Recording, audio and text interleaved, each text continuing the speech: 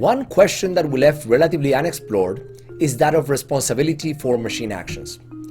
Our only contribution was the lewd advertising examples, which showed that responsibility shifts towards the most central actors of a chain of command when machines are involved.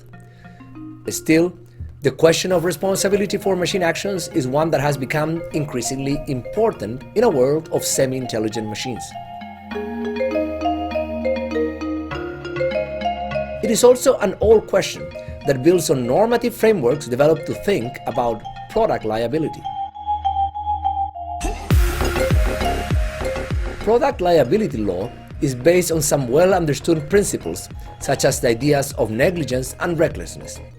A manufacturer is considered negligent if they fail to warn of or fail to take proper care to avoid a foreseeable risk. The requirement to communicate risk is why we find warning labels on products.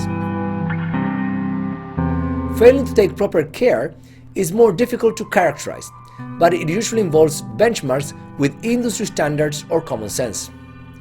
Recklessness is similar to negligence, but involves the actor being aware of the risks or avoiding learning about them.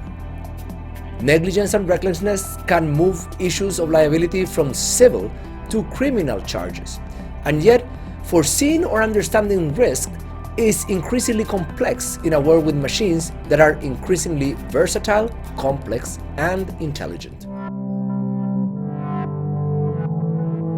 This complexity makes assigning liability more difficult. In principle, liability can be differentially apportioned, but in the case of AI, it may be hard to untangle how much of that liability should be apportioned to data, algorithms, hardware, or programmers. Moreover, AI systems could be quite versatile in their use, could be reprogrammed or even learned. In general, manufacturers are protected against people using products in unintended ways. For instance, a manufacturer is protected from someone using an umbrella as a parachute. But in the case of AI, the intended uses could be harder to define. Hence, manufacturers may react by restricting the programmability of systems in order to limit their potential liability. Another idea that should inform the way in which we think about machine responsibility is the idea of vicarious liability, which is liability passed to an owner or user, such as the liability that a dog owner has for their pet. Some have argued that robots should be treated as domesticated animals because they possess some degree of autonomy, but are also not usually ascribed rights or moral responsibilities. Vicarious responsibility could be passed to manufacturers, users, and companies, as we already do in the case of powerful technologies such as cars or explosives.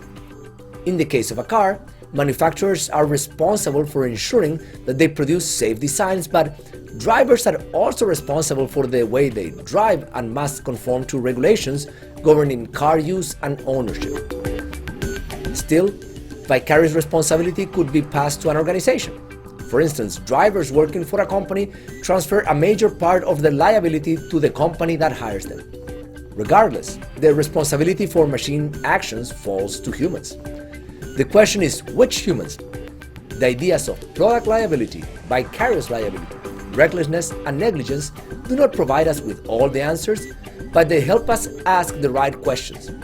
How much responsibility should be allocated to manufacturers and users? How should responsibility be distributed among hardware, software, and data input? How about mistakes attributed to data generated directly by users, stemming from public sources or emerging from crowdsourced efforts? How open should the systems be to tinkering and reprogramming? Should AI software be fully open source, private, or something in between?